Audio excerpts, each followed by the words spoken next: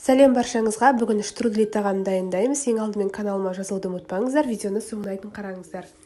Осындай жұп-жұқа, жабыспаған штрудель дайындау үшін ең алдымен майымызға етімізді қуырып, пияз салып, 3-4 минуттай қуырып, үстіне су құйып, 30-40 минутқа бұқтырып қоямыз.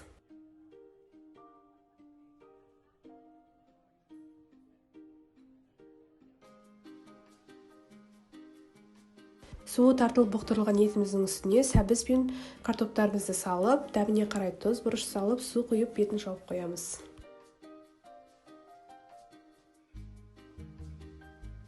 Ал енді қамырын дайындайтын боламыз. Мен алдын ала қамырымды жұмыртқа мен суға елеп алдым. Июі қанып дайын тұр. Қамырымызды толықтай дөңгелек етіп жайып аламыз. Жұқа етіп жаямыз осындай. Оның үстіне сұйық май жағып шығамыз, тегіс етіп.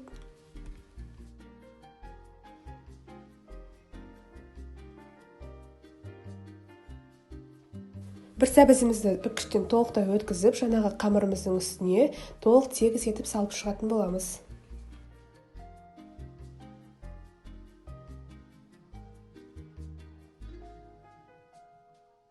Қамырларымызды осындай жуандықта кесіп аламыз. Кесіп алып, осылай әдемілеп орайтын боламыз. Қыздар, қатты басып орамаймыз, нәзік етіп ораймыз.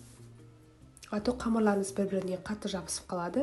Барлық қамырларымызды осылай орап шығып, әдемі гүл етеміз. Бет жағын ашып.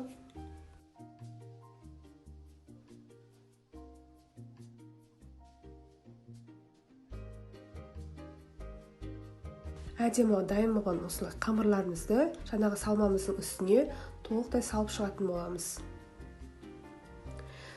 Жартылай су құйып, бетін жауып 30-40 минутқа бұқтырамыз. Міне біздің роза тәріздес қамырларымыз дайын болды. Өте дәмді шығады қыздар. Осылай үлпілдеп, бір-біріне жабыспай әдемі шығады. Міндетті түрде жасап көріңіздер. Және де менің каналыма тіркеліп, лайк басуды және де құрбыларыңызға жіберуді ұмытпаңыздар. Барлықтарыңызға ас болсын.